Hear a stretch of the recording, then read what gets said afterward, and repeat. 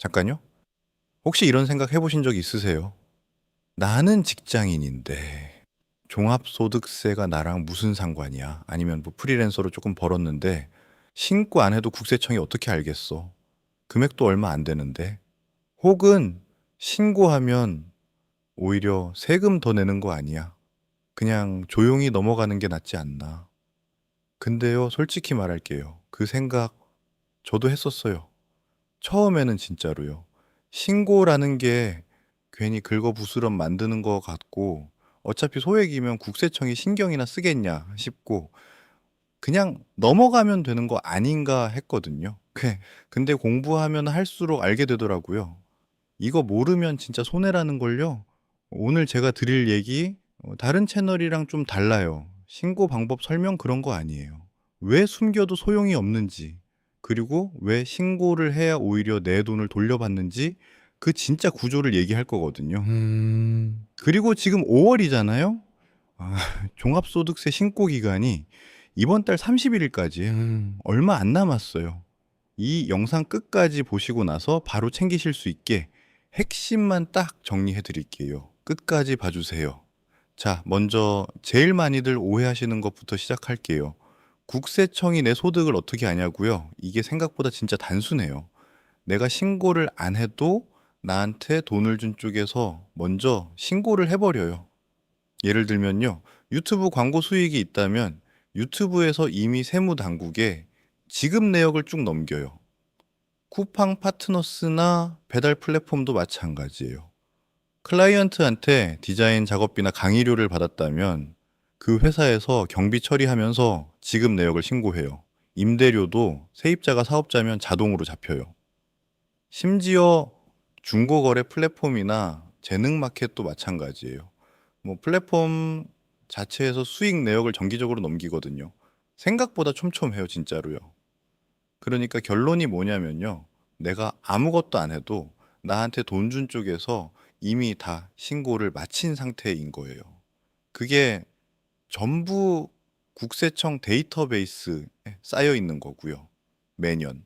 이걸 국세청에서는 좀 소득 자료라고 부르는데요.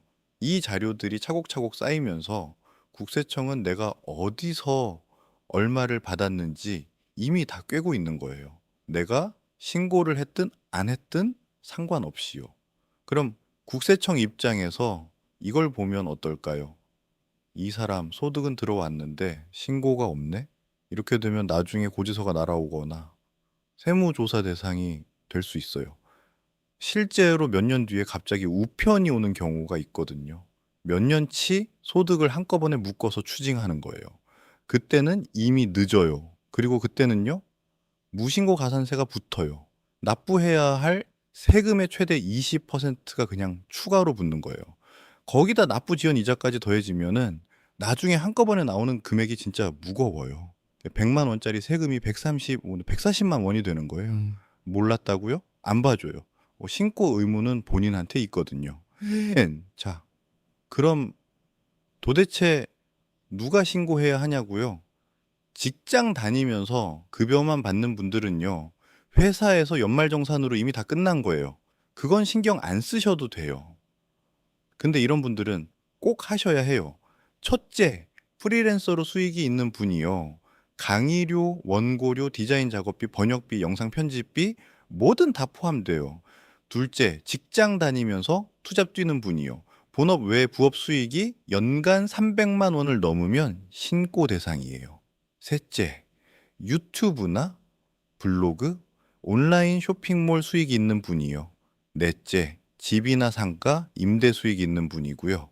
다섯째, 주식 배당이나 이자 같은 금융소득이 연간 2천만 원을 넘는 분이에요. 이 중에 하나라도 해당되면은 이번 달 30일 안에 꼭 하셔야 해요.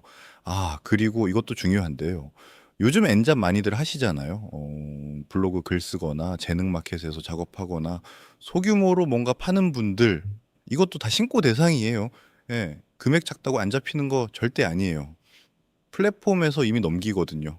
1년에 몇백만 원 수준이라도 잡혀요. 진짜로요. 자, 이제 진짜 핵심이에요. 제일 중요한 부분이에요. 많은 분들이 종합소득세 신고를 왜 안 하냐면요. 신고하면은 세금 더 내는 거라 아니냐 이거예요. 근데요. 완전히 반대인 경우가 훨씬 많아요. 프리랜서 분들 예시로 볼게요. 프리랜서로 일하면 클라이언트가 작업비 줄 때 세금을 미리 떼고 줘요. 원천징수라고 하는데요. 보통 3%에서 3.3% 정도를 미리 가져가요. 근데 잠깐 생각해 보세요. 연간 수입이 3천만 원인 프리랜서가 있다고 해봐요.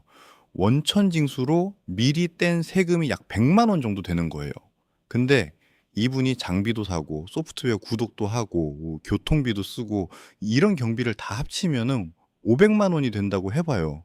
그럼 과세 대상 소득이 3천만 원이 아니라 2,500만 원으로 줄어요.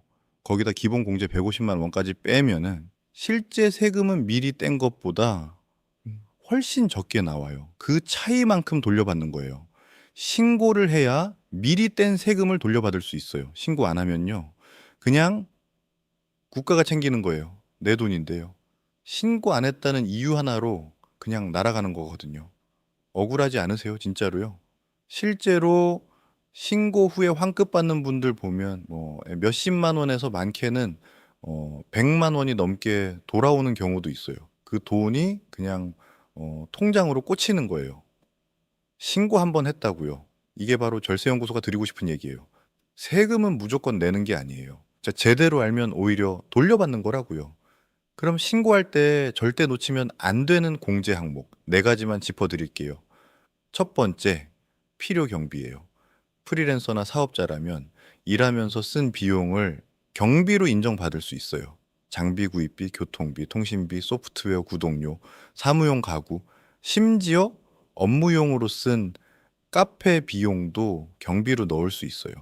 영수증만 있으면 되거든요. 이걸 잘 챙기면은 세금 부과 기준이 되는 소득 자체가 줄어요. 공제 항목 중에 효과가 제일 직방인 게 바로 이거예요.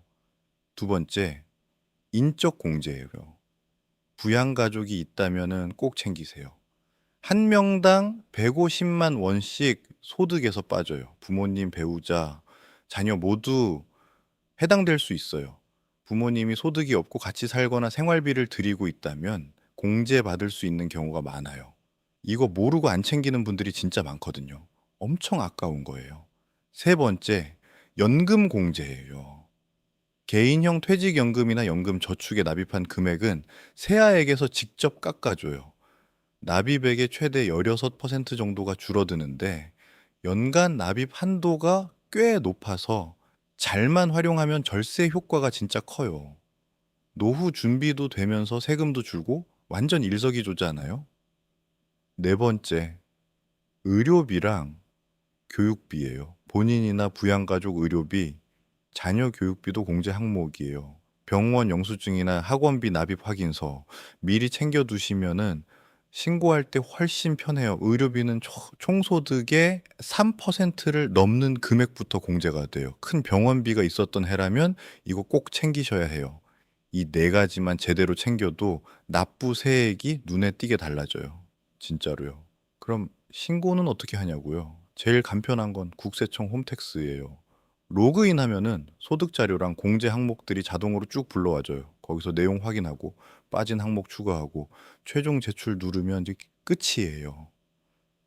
모바일로는 손택스 앱에서 똑같이 할 수 있어요. 단순한 경우라면은 30분도 안 걸려요. 처음 해보시는 분들은 복잡하게 느껴질 수 있는데 홈택스 자체가 자동으로 많이 채워주거든요. 생각보다 어렵지 않아요.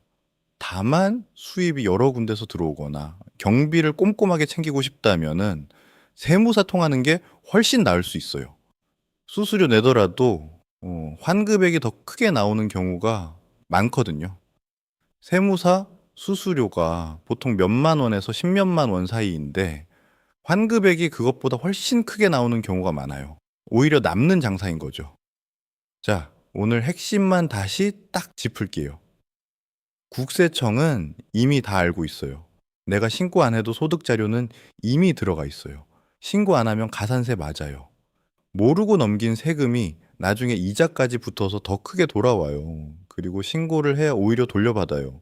미리 뗀 세금의 공제 항목까지 챙기면 내 돈이 통장으로 돌아오는 거예요. 이번 달 31일까지예요. 아직 안 하셨다면 지금 바로 챙기세요. 진짜로요. 절세연구소는 앞으로도 이런 내용 계속 가져올 거예요. 몰라서 손해보는 세금 저희가 대신 찾아드릴게요. 도움 되셨으면 구독이랑 좋아요, 알림 설정까지 눌러주세요. 다음 영상 놓치지 마시고요. 다음에는 퇴직금 받을 때 세금 줄이는 방법 가져올게요. 감사합니다.